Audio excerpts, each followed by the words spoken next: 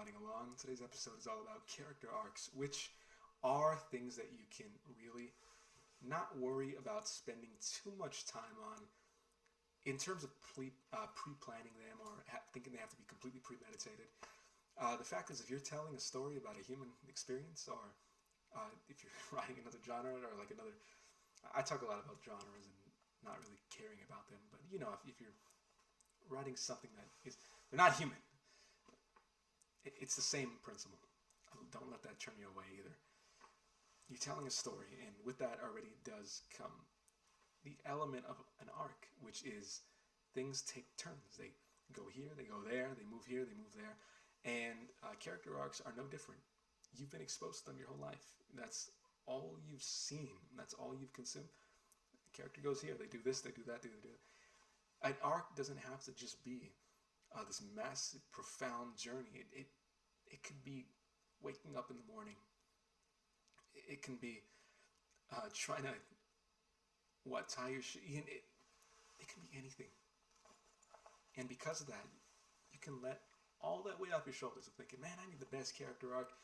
You just have to have a real one. You just have to have one that is realistic. Not in terms of, I've seen it before. You can be writing about shooting down a spaceship intergalactically, and that's the fun stuff. That's the stuff you can come up with that as you go if that's how you write. But the arc itself of a character, it doesn't have to be something no one's ever heard about before. In fact, you're actually probably better off going with something people have heard about, and you're not going to be thinking about it the whole time. You're just going to be telling what this person did, what they had to do to get where they are, and it's not this dark art. It's not this impossible process. You don't need a profile on your characters. Do it if you want to, but you don't need to. The progression of your character's development throughout your story and other characters is going to naturally align with how it's supposed to come out if you approach writing from this universal way, which is embracing that it is coming from you, embracing that writing is larger than you, but yet you're connecting to it. You're taking part in what it can be, in what it is, in what it historically has been. And the power of it is you're going to find out what it is for yourself. And it's not just this hopeless thing that you're going to be chasing, but you're going to be revealed pieces of it every single day. And while writing character arcs, don't focus on that. Think about writing characters. Think about creating characters that people know, that people will see on the page, and they might be doing things that have nothing to do with the reader's life. But the very fact that they're moving, that they're progressing, that's inspiring. That makes someone want to turn the page in and of itself. And not because it followed all the rules of an effective character. No, it's because you put them on a journey. You put them going somewhere. And that, I don't really like the word journey in the context of writing all the time. I don't hate the word at all, but I don't always like to use it because I have to define it like this after, which is to say it's not always this huge thing. It's not. People aren't always going on these tremendous paths in their life. They're going to an office job in the morning. They're going to the grocery store, or they're just going to go get gas for their car. You know, they're trying to connect to the internet. The Wi-Fi is not working, and that's the big thing of their day. This little frustration they had. They got into an accident. They got into a fight. Maybe just a small interpersonal conflict, and that's an arc. That's a story arc. That is a character arc, and specifically a character arc because it's not just the scope of the story. It's this one character, and the fact is, if you simply just try to tell a story that at all about something, someone going through a path in life, in their waking experience, that's all you need to do. The arc will come naturally to you. It'll resemble a wave. It'll resemble not just going up, the exposition all the way down. What would that imply? That would imply that they peak. they're interesting, however interesting they are, peaks, and then they become less and less interesting. No, you don't want to work on the scale of how, I don't want to say that word again, but how interesting they are. You want to work on how relevant they are, and that means how true they are. And how true they are doesn't mean how far away from fiction and more into nonfiction. It has nothing to do with that at all.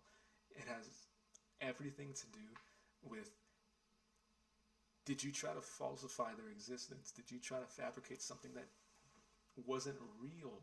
Something that people can't at all relate with, which is, what does that look like? What is stuff people can't relate with in characters? That is really just a teleportation from one point in their life to another. That is accomplishing and reaching a place without even working to get there in any way. People like that story because it inspires in them too. Wow, if I just do a little bit of that as well, I can. Again, this character might have shot their way to the top of a drug empire, but your readers aren't going to always. They're not all going to do that.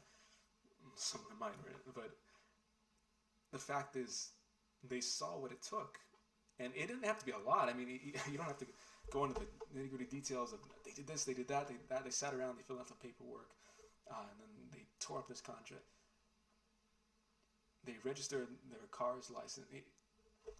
You don't include everything. You won't be able to. In fact, that's a great luxury because the stuff that you do include is really made even more of an exemplification of how crucial and critical it was to getting there. The mundane stuff is where the gold is. It's where everything else is highlighted. When your context for these characters' actions isn't just profound thing, the expectation for it is it's lower.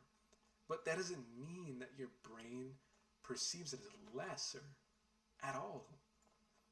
It's like in the world, right? In the world around you that we can see, that we can perceive with our eyes right now.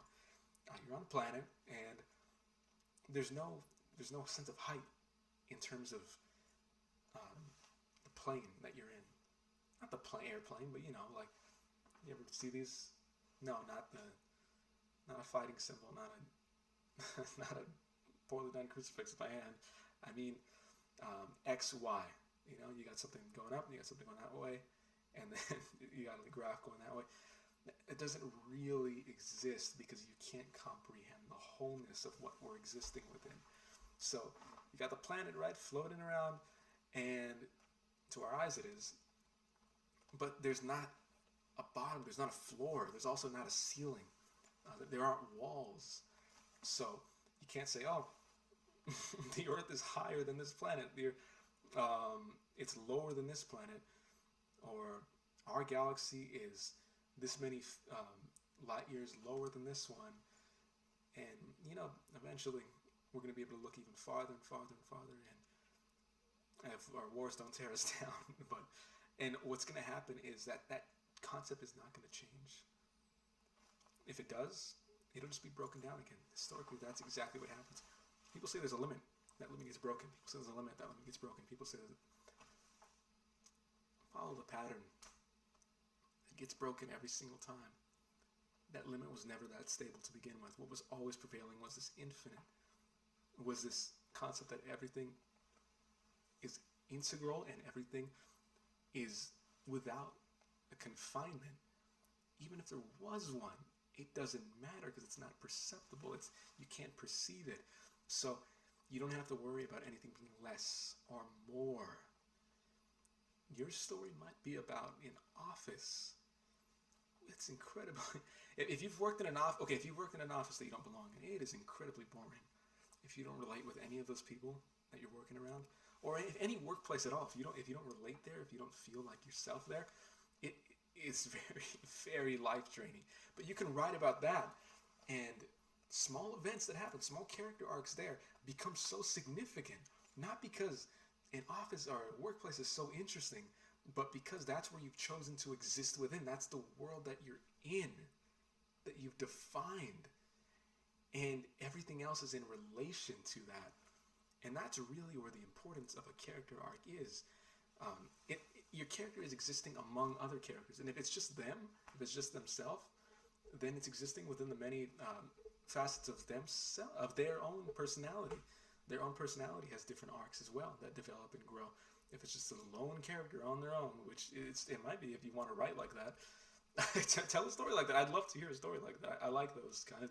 There's not the only ones that people enjoy, but it's definitely a genre you could explore if you want.